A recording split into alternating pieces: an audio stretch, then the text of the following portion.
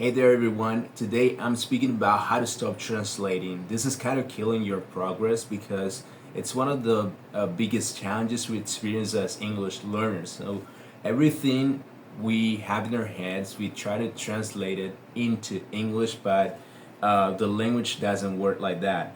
So, this process is exhausting.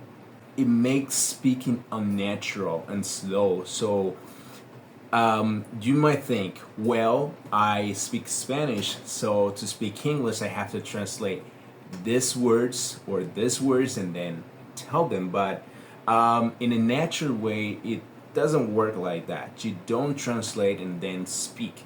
You just speak, right? It's like you do it in Spanish because you want to do that same process in English. Translation is normal at the beginning.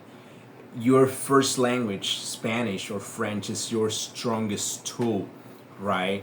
If you need something from Spanish and you can put it in English, like what I mean is, if you have something you want to say in English and you have the words in Spanish, and you can do this process of translating and then expressing, that's the communication you want to achieve. So that's very normal, that's okay.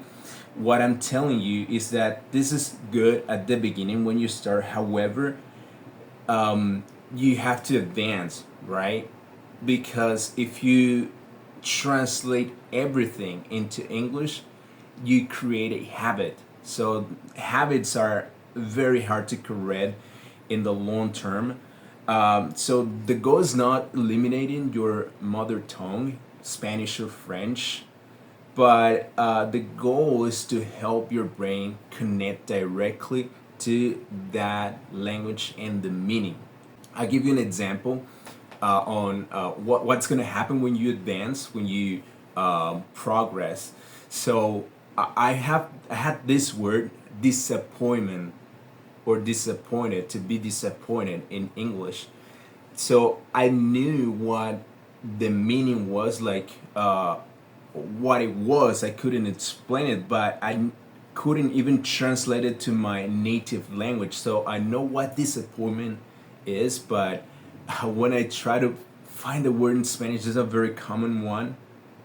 Task for you, homework, investigate what disappointment is. So I was looking for this word and I never found it.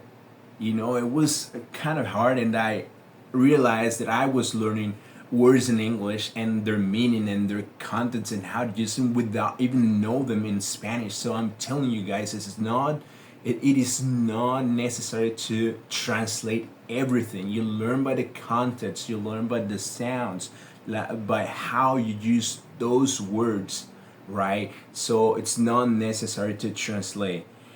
A useful strategy to avoid translating is to learn not isolated words but complete phrases. For example, don't just learn the word hungry, which means being, starving. You want to eat something. So this feeling is to be hungry, okay? But learn a complete phrase.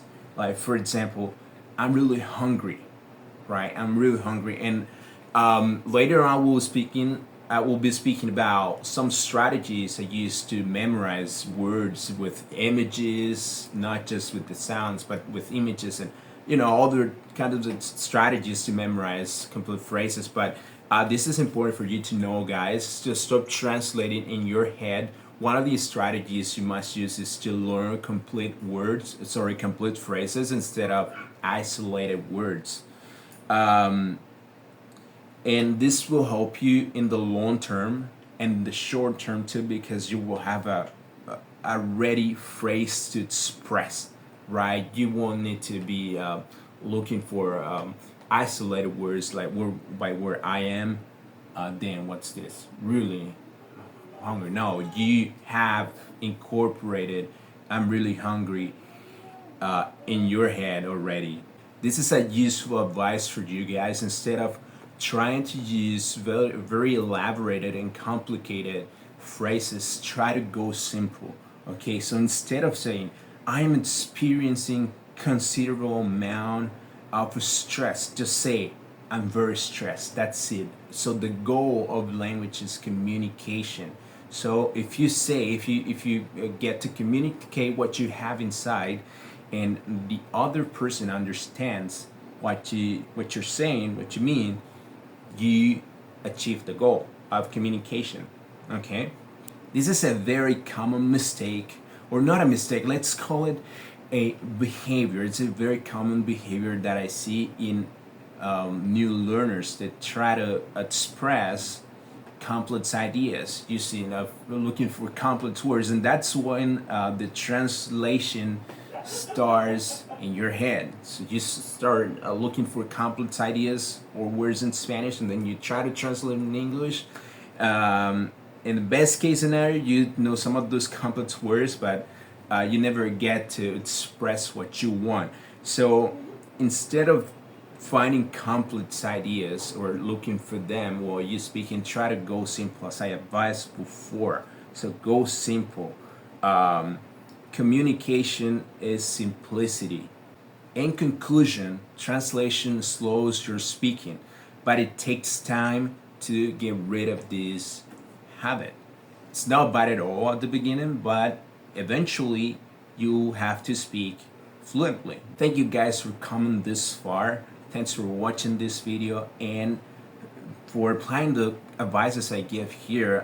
This is and it's not a brand new channel, but I'm trying to make videos to help people learn. So hit the subscribe button, give me a thumbs up, and I see you on another video. Bye bye.